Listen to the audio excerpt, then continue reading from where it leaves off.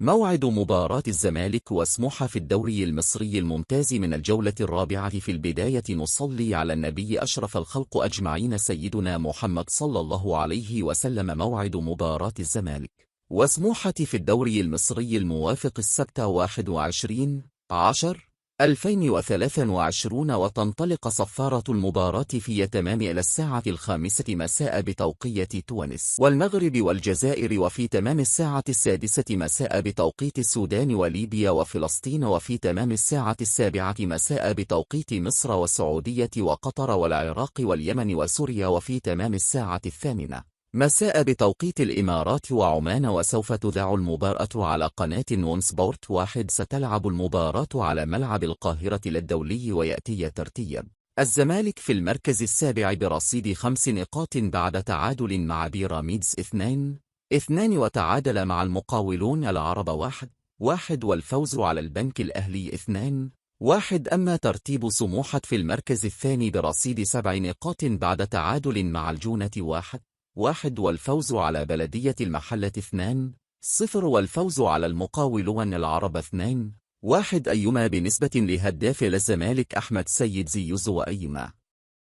لهداف سموحة فادي فريد. لو عجبك الفيديو لا تبخل علينا بلايك.